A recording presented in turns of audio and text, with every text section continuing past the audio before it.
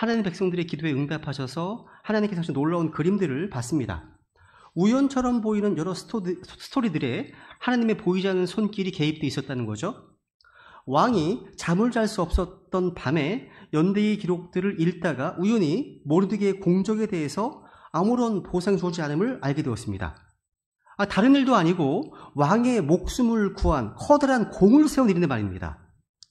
에스더서 2장에 보시면요, 왕의 생명을 구한 이 사건은요 그냥 묻혀버린 것처럼 보였습니다.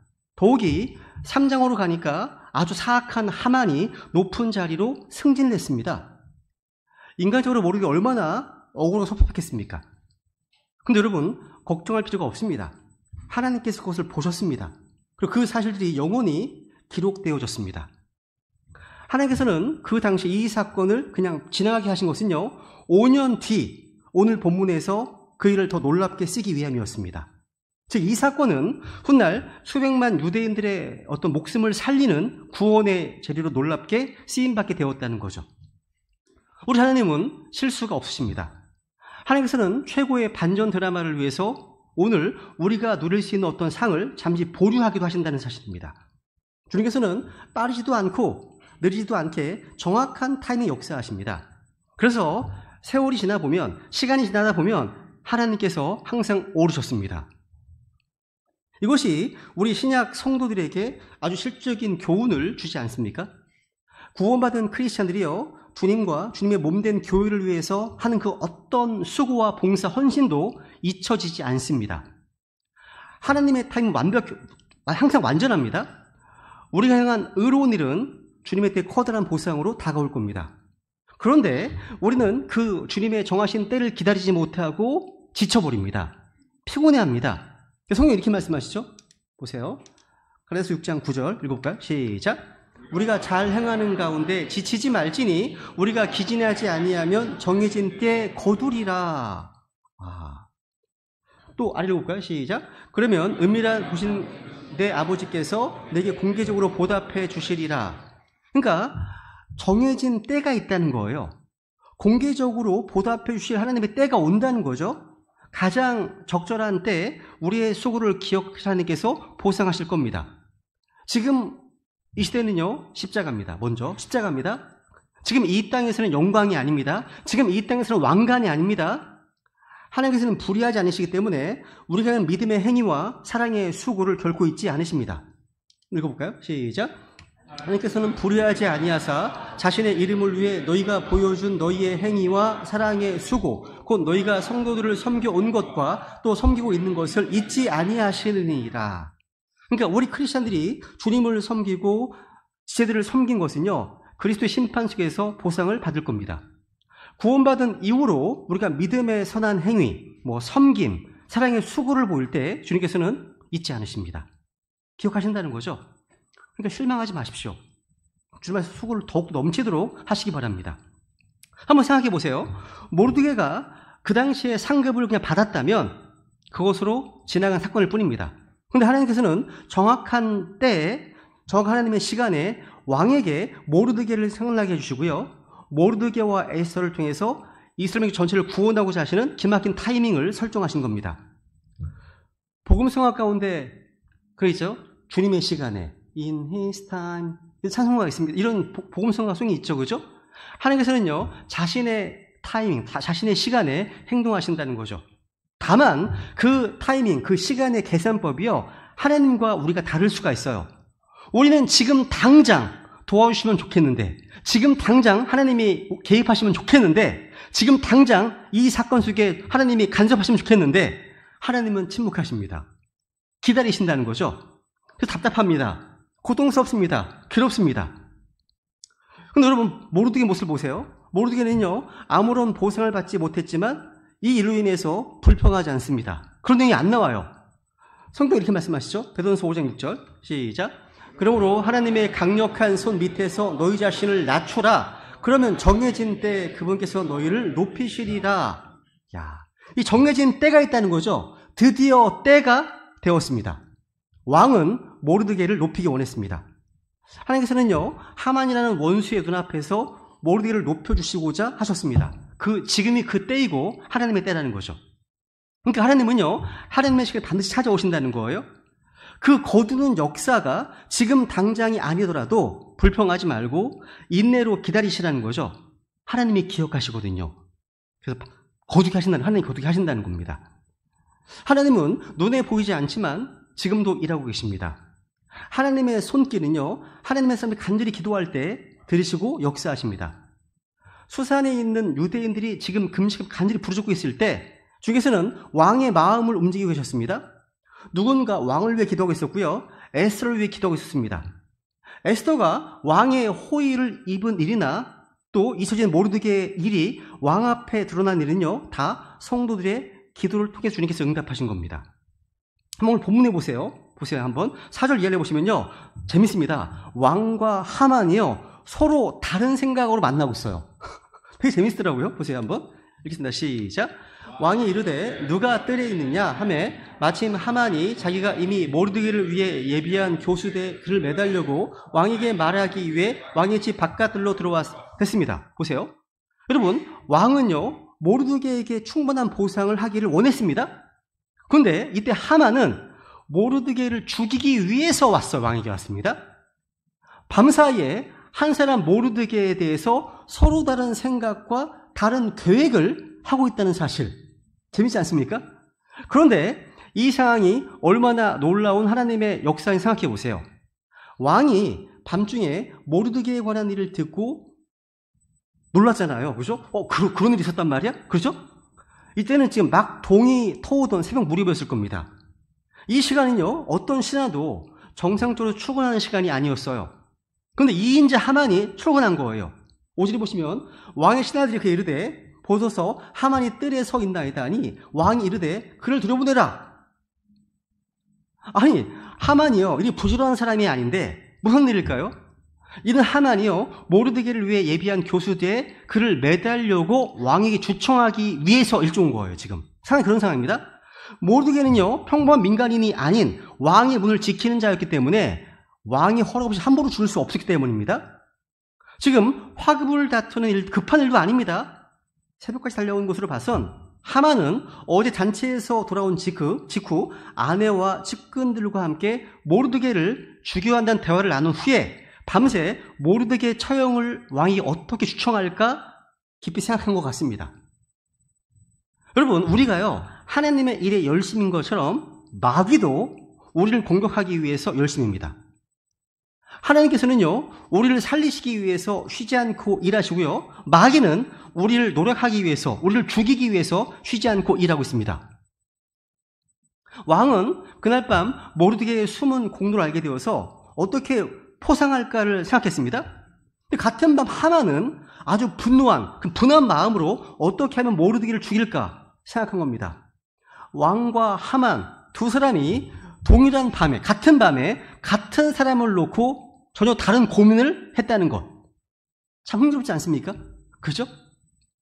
그런데 모르드게를 죽이려고 새벽같이 출근한 것이 하만의 화가 되었습니다. 이게요, 왕의 신하들이요, 하만이 뜰에 서 있나이다 이런 말을 듣게 되었습니다. 왕이 듣게 되었습니다. 왕은 모르드게의 일을 지시하려고 했는데 마침 하만이 들어온 거예요. 그러니까 그저 새벽에 가장 먼저 눈에 띄는 신하를 아무나 붙잡고 그를 지시하려 한 것인데 하만이 걸린 거예요. 이런 겁니다. 왕은 하만에게 모르드게를 높이는 일에 그런 책무를 주고자 했습니다. 떠오르는 말씀 없으십니까? 이 상황에서? 시편 23편 5절 말씀 떠오르더라고요. 저는요. 이렇게 했습니다. 시작. 주께서 내 원수들의 눈앞에서 내 앞에 상을 차리시고 기름을 내 머리에 부으시니 내 잔이 넘치나이다. 하나님께서요, 원수들을 굴복시키고 조롱하시는 방법입니다. 유대인 모르드게를 죽이려 했던 하만은 도리어 모르드게 앞에 엎드리게 될 줄은 상상은 없습니다. 우리를 박해하고요, 또 교회를 핍박하던 세상이 주님께서 다시 오시잖아요. 천년왕국이 되면 구원받은 성도들이 이 땅에서 왕과 제사장이 되어서 통치할 줄은 아마 상상 못할 겁니다. 세상은요. 근데 곧 그런 일이 올 거잖아요. 그죠? 여기서요, 하만이 왕이 모르드게에게 상을 주려고 사람을 찾는 바로 그때 하만이 모르드게를 죽이기 위해서 왕궁들에 와 있다는 사실, 이거 생각해 보세요 한번. 하만이 정확한 타이밍에 왕궁 뜰에 당도합니다. 이건 하나님의 기막힌 섭리예요. 이건요. 왕과 하만이 마치 약속이나 한 것처럼 모르드게 문제로 만난 거예요. 만약 하만이 2시간 후에 입궁했다면 어떻게 되었을까요? 왕은 다른 신하들과 상의했을 것이고 하만은요, 모르드게를 높이는 그 일에서 제외되었을 겁니다. 참 아이러니하지 않습니까? 하만은요, 그날 하루 종일 백성들에게 모르드게를 높이고 찬양하면서 모르드게의 종이 되었습니다. 상상을 해보세요. 모르드게가요, 하만에게 하지 않은 그 일을 하만이 모르드게를 위해서 다른 사람들에게 하라고 선포하고 있다는 거예요. 상황이요. 이것이 기이하고 놀라운 하나님의 역사하심입니다. 하만 입장에서는요, 지금까지 부지런히 음모를 꾸몄습니다. 하만이 하나님의 사람을 죽이고 하나님의 역사를 대적하고 하나님의 백성들을 학살하기 위해서 부지런히 일할 때 주님께서도 정말 부지런히 일하신다는 사실을 기억하십시오. 마귀가 부지런히 활동하는 그 시간, 주님께서도 부지런히 역사하시는 시간입니다. 걱정하지 마세요. 그 하나님께서 우리 편이시라면 누가 우리를 대적하겠습니까? 그죠? 이제 하만의 무지는 여기서 끝나지 않습니다. 에스더 6장 6절을 보세요. 한번 6절 시작. 하만이 들어오므로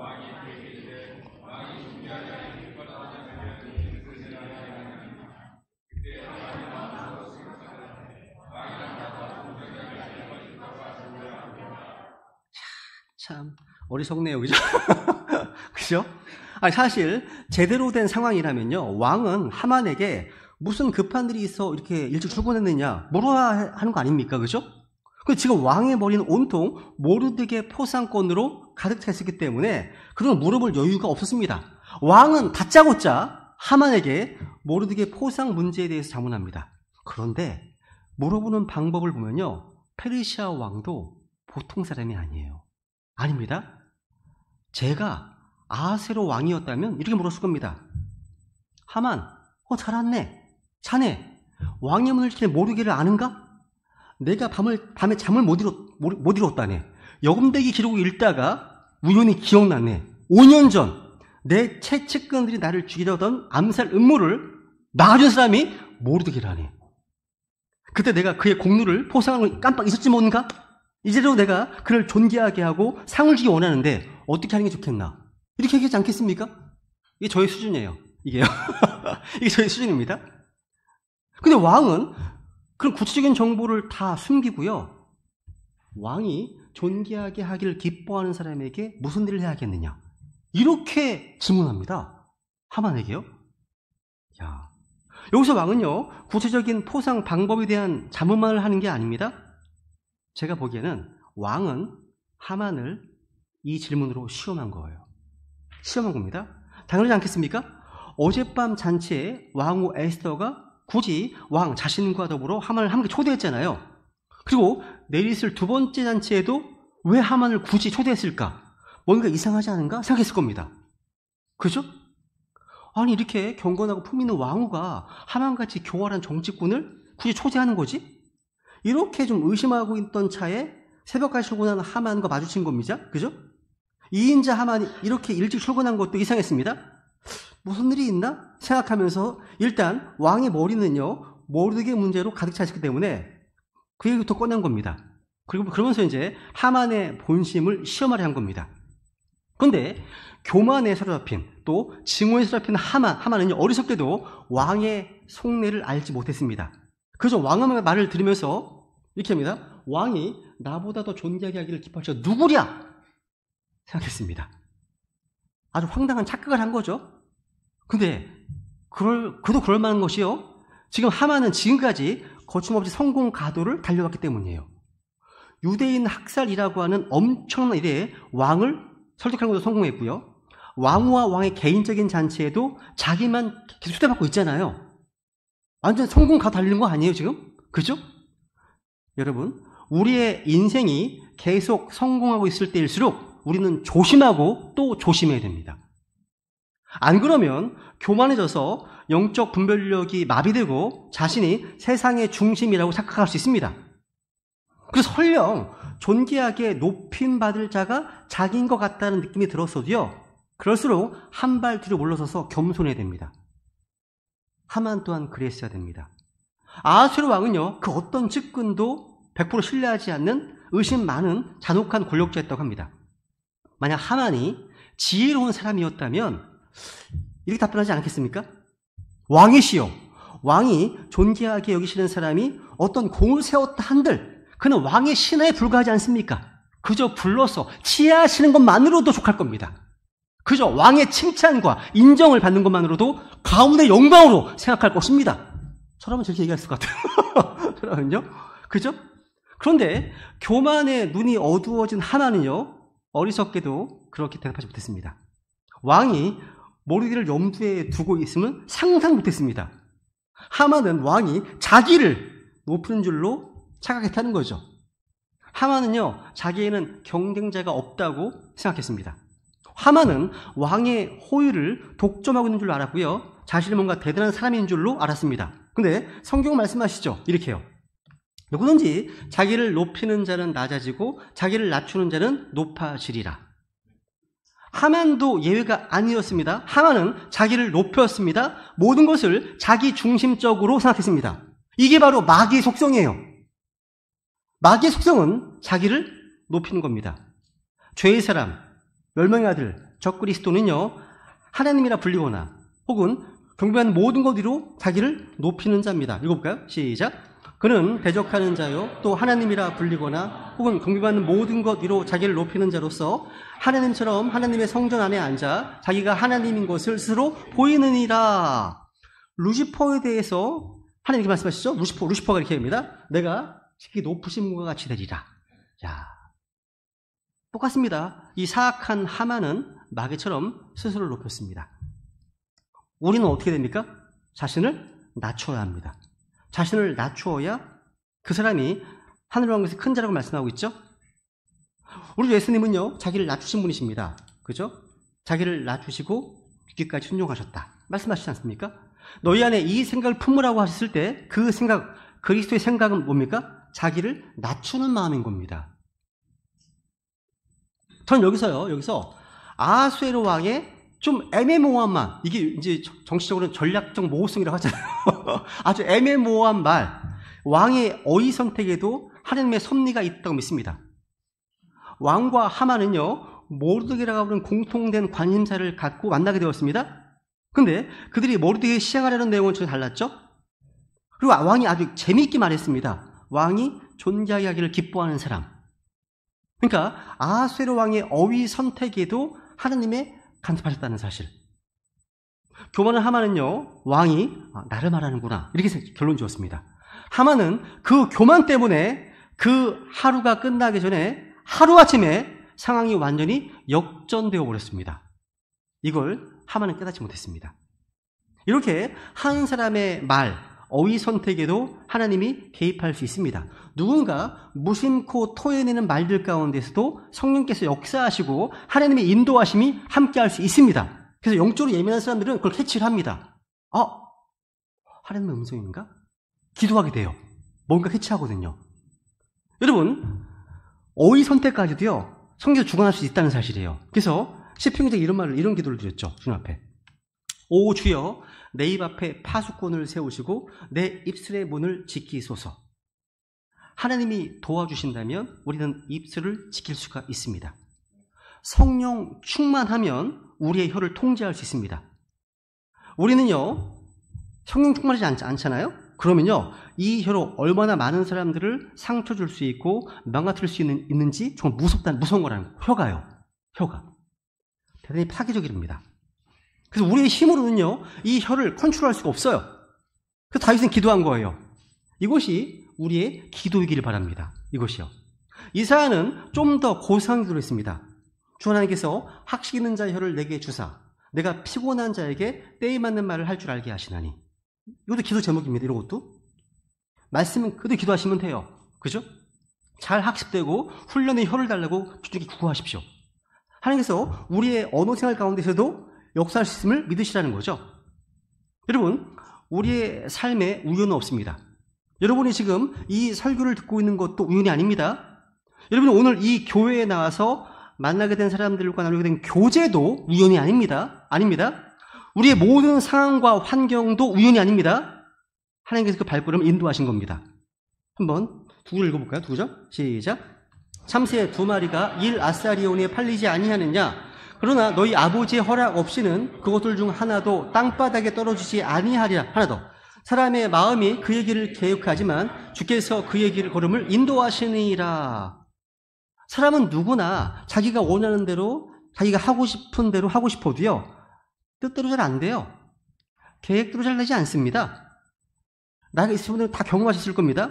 사람들은 누구나 자신이 하고 싶은 것, 자신의 계획, 자신의 뜻, 자기의 생각, 말로는 다 할 수 있습니다. 말로는 다 할 수 있습니다. 근데 그 계획과 뜻과 생각을 실제 행할 수 있는 능력은 없어요. 없습니다. 달라요. 하다 보면 내가 원하는 내 계획대로, 내 뜻대로 되지 않는 경우가 대부분 아닙니까? 그렇죠?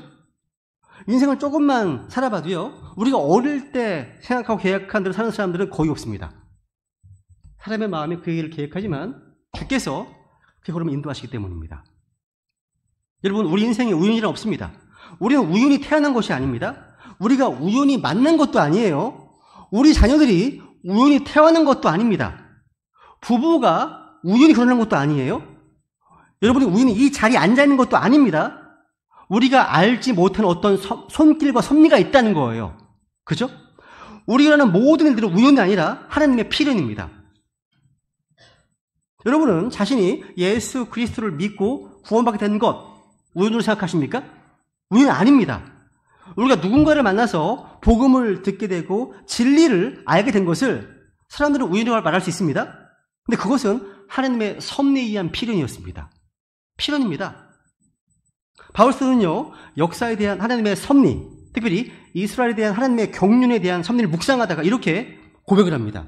같이 볼까요? 시작. 오 하나님의 지혜와 지식의 부유함은 깊도다. 그분의 판단들은 헤아릴 수 없으며 그분의 길들은 찾아내지 못하리로다. 측량할 수 없고 헤아릴 수 없는 하나님의 섭리, 인간의 상식과 지성을 뛰어넘는 하나님의 섭리가 역사의 배후에 또 우리의 일상생활의 배후 가운데 작동하고 있다는 사실을 믿어야 한다는 말입니다. 우리의 삶은요, 하나님의 장중에 있습니다. 날마다 우리 발걸음은요, 하나님의 손길 안에 있다는 거죠. 그래서 우리는 두려울 필요가 없습니다. 하나님 찬양해야죠. 그죠? 한번 이제 8절, 9절 보세요. 8절, 9절 시작. 여기서 입으시는 왕의 예복과 왕께서 타시는 말과 머리에 쓰시는 왕관을 가져오게 하신 뒤 9절은 왜 빠졌죠? 9절도 있어야 되는데 지워졌는데요. 9절도 있습니다. 9절 시작. 이 예복과 말을 왕의 가장 존귀한 통치자들 중 한 사람의 손에 넘겨주시어 그들이 왕께서 존귀하게 하기를 기뻐하시는 그 사람에게 그 옷을 입히고 그를 말 등에 태워 도시의 거리로 데리고 다니게 하며 또 그 앞에서 선포하기를 왕께서 존귀하게 하기를 기뻐하시는 사람에게는 이 같은 일이 이루어지리라 하게 하니라. 야, 하만은 왕이 자기를 존귀하게 하기를 기뻐하는 줄 생각해서 자신이 대우받고 싶은 대로 말했습니다.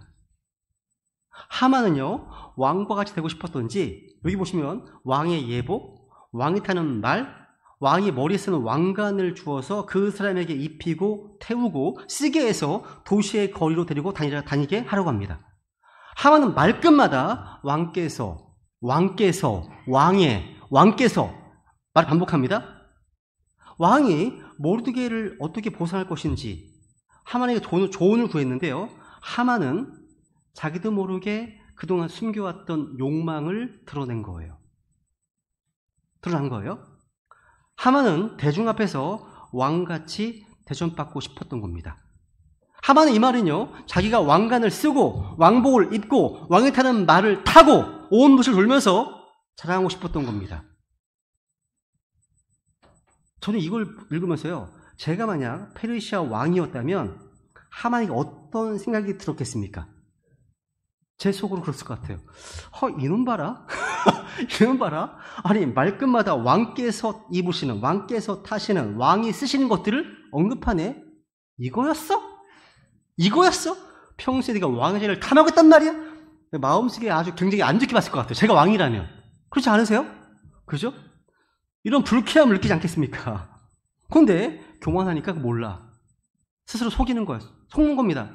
그러니까 교만과 자아도취에 빠진 하만은요, 자기의 어리석음을 미처 깨닫지 못하고 있었습니다. 이게 하만 몰락의 전주곡입니다. 이게요. 어리석은 하만은요, 자기 말을 다 듣고 난 후에 왕의 입에서 나온 다음 말에 하만은 몽둥이로 뒤통수를 딱 얻어맞은 충격을 받았습니다. 그래 보십시오. 시작. 왕이 하만에게 이르되 내가 말한 대로 속히 예복과 말을 취해 왕의 문에 앉아있는 유대인 모르드게에게 그렇게 행하되 내가 말한 모든 것에서 하나도 빠진 것이 없게 하라 하니. 여기 잡으세요. 유대인 모르드게에게 집중. 왕은 모르드게가 유대인이라는 사실을 알고 있었습니다. 하만은요, 왕에게 유대인들을 멸한다고 하지 않고 에스더서 2장에 보시면 어떤 한 백성이라고만 말했습니다. 보세요. 왕은 하만이 멸하겠다고 하는 민족이 유대인이라는 사실을 전혀 몰랐습니다. 근데 오늘 본문에 보니까 왕은 하만의 말을 듣고 즉석에서 그 일을 유대인 모르드게에게 시행하도록 명령을 내렸습니다. 하만은 와, 이제 꿈이 성취돼. 꿈에 젖어 있다가 왕의 문에 앉아있던 유대인 모르드게에게 라는 말에 정신이 번 들었을 겁니다. 진짜. 완전 멘탈이 나갔을 거예요. 아마 제가 상상 나갔을 겁니다. 야, 하만은 왕에게 자기의 소원을 말했는데 왕은 모르드게에게 그대로 행하려고 합니다. 그래서 내가 말한 모든 것에서 하나도 빠진 것이 없게 하라. 이게 왕의 명령입니다. 한순간에 하만과 모르드게의 위치가 바뀌어버렸습니다. 모르드게를 죽이려고 했던 하만은 모르드게에게 왕의 옷을 입히고 왕관을 씌우고 왕의 말을 태우고 그의 말고삐를 잡고 도시를 돌아다니면서 모르드게를 찬양하는 그런 종의 신세가 되고 말았습니다. 와, 이게 순식간에. 자기는 모르드게를 처형해달라고 총드리러 왔는데 왕은 모르드게를 이제 자기보다 높은 위치로 올려서 명예롭게 하라고 하십니다. 아니, 심지어 2인자인 자기가 하루 종일요, 모르드게 말을 끄는 시종으로 살게 되었다는 거죠. 시편, 시작. 그가 저주한 것을 사랑하였으니 그것이 그에게 닥치게 하시고 그가 축복하는 것을 기뻐하지 아니하였으니 그것이 그를 떠나 멀리 있게 하소서. 이 말씀이 하만에게 그대로 임한 겁니다. 하만은 지금 자신이 한 말에 자신이 묶여버렸습니다. 남을 저주하고 자신을 높이려 했던 하만은 오히려 모르드게를 높이고 자신이 추락하는 존재로 전락했습니다. 단 한순간에, 하루아침 만에 주께서는 하만과 모르드게의 위치를 역전시키셨습니다. 하나님 그런 분이십니다. 그래서 지금 하만은 즉시 대궐을 나가서 모르드게가 탄 말을 끌고 수산시 곳곳 행진하면서 이런 거예요. 물러거라! 왕이 존재 여기시는 모르드게 오고 납시오! 이렇게 외쳤을 겁니다. 이런 거예요. 사극도 나오잖아요. 물러거라! 이런 거. 모르드게의 그 마음이 어땠을까요? 와, 하나님이 일하시는구나. 야. 여러분, 수산시는요, 페르시아의 3대 도시 중에 하나답게 아주 큰 도시였어요. 우리로 치면 화성시 정도 되는, 화성실세의 모든 곳을 하루 종일 다녀야 되는 아주 힘든 일입니다. 크기가. 이렇게 모르드게를 잡아 죽이려던 하만에 비해서 모르드게를 외치는 신세가 된 거죠. 이거 보면 사람은 아무도 내일 일을 할 수 없습니다. 그죠? 자랑할 수 없습니다. 내일을 자랑할 수 없습니다. 읽어볼까요? 시작. 너는 내일을 자랑하지 말라. 하루 동안에 무슨 일이 날지 내가 알지 못하니라. 하만은요, 오늘 이런 일이 있을 줄 어제까지는 전혀 알지 못했습니다. 하만이 어젯밤에 생각한 건 뭡니까? 오늘 모르드게가 교수대에 매달려 죽는다는 것이었습니다. 모르드게를 매달렸던 하만이 모르드게에게 왕복을 입히고 왕관을 씌우고 왕이 타는 말을 태워서 도시의 거리로 나가서 그를 위해 외칠 줄은 상상도 하지 못했습니다. 그러니까 내일을 자랑할 수가 없는 겁니다. 그죠? 한번 상상해 보세요. 2인자입니다. 권력의 2인자예요. 수많은 사람들이 지켜보는 앞에서 모르드게의 말 시종 노릇을 해야 한다는 것. 아마 2인자 체면에 죽고 싶을 만큼 부끄러웠을 겁니다. 그죠? 새벽같이 왕궁으로 출근했던 하만은요, 본의 아니게 해가 질 무렵 완전히 기진맥진해서 퇴근했을 거예요. 이제 하만은 집에서 자기를 기다리던 아내와 친구들에게 오늘 겪은 치욕스러운 일을 다 말했습니다. 이건 가족과 친구들로부터 좀 위로받고 싶었던 마음에서. 그렇지 않겠습니까? 근데 사태는 하만이 더 생각하지 못했던 방향으로 흘러갑니다. 보세요. 13절. 시작. 자기에게 닥친 모든 일을 자기 아내 세레스와 자기의 모든 친구들에게 고하매 그때 그에게 속한 지혜로운 자들과 그의 아내 세레스가 그에게 이르되 모르드게가 유대인들의 씨라면 당신이 그 앞에서 쓰러지기 시작하였으니 당신이 그를 이기지 못하고 분명히 그 앞에 쓰러지리이다 하니라. 어허. 하만은요, 오늘 있었던 일을요, 자기 아내와 모든 친구에게 다 알려주었는데 이 일에 대해 나름 앞으로의 전망을 내놓았는데 뜻밖의 충격적인 말을 들었습니다. 지금 상당히 비관적 전망이에요. 지금 어제 저녁만 하더라도요, 이들은 하만에게 모르드게를 죽이라고 도스를 설치하라고 조언했는데 오늘 완전히 반대야. 그 반대가 됐습니다. 이들은 하만이 모르드게 앞에서 쓰러진다 이렇게 합니다. 왕이 모르드게를 높이고 왕관을 씌우고 왕의 예복을 입히고 온 도시를 돌게 했다면 이미 게임은 끝난 상황이라고 본 겁니다. 똑똑해요. 맞습니다. 그러니까 집에 와서 가족과 최측근들에게 좀 작은 이루라도 받기를 원했던 하만은 순간 기가 막혔을 겁니다. 여러분, 하나님이 승리하실 때는요, 원수들의 입을 통해서라도 하나님의 승리를 선포케 하십니다. 원수들끼리도 서로 분열하게 하고요, 절망하게 하십니다. 지금 하만의 식구들과 그 측근들이 다 바로 그렇습니다. 이들은 하만의 계획이 무너지고 상황의 정반대로 돌아가는 것을 보고서 직감적으로 다 끝났다, 이걸 깨달았습니다. 14절 시작. 그들이 아직 그와 이야기하고 있을 때 왕의 시종자들이 와서 급히 하만을 에스더가 예비한 잔치에 데려가니라. 야, 하만이 집에서 이 일에 대해 이야기하고 있을 때요, 왕의 시종장들이 왕비 에스더의 잔치 참여하도록 하만을 데리러 왔습니다. 근데 하만이 간 이 잔치가 하만의 마지막이었습니다. 하만은 아직 이 사실을 몰랐지만 우리나라 말로 오늘이 그의 제삿날이었습니다. 사실이에요. 하만은 자신이 세워놓은 교수대에 자신이 달리는 신세가 되었거든요. 근데 제가 여기서 이제 이 말씀을 보니까요, 뭘 느끼냐면 급박한 상황 전개를 느낍니다. 엄청 하느님의 때가 되면 순식간이에요. 심판이 급박하게 임합니다. 피할 수가 없어요. 도저히요. 하느님이 두려우신 분이에요. 그 때를 피할 수가 없습니다. 여기 보시면 급히 하만을 데려가니라. 급히. 여러분, 하만은 새벽에 왕궁에 갔다가 왕의 명령을 받고 모르게 말을 끌고 수산시 거리를 한 바퀴 쭉 돌면서 수치스러운 행진을 하는데 하루 종일 걸렸습니다. 이렇게 지칠 대로 이제 지친 그 집에 들어왔는데 벌써 에스더가 주최하는 잔치 시간이 되어서 왕의 시종장들이 급히 하만을 데려가고 있습니다. 이 말이 강조하는 것은 뭐예요?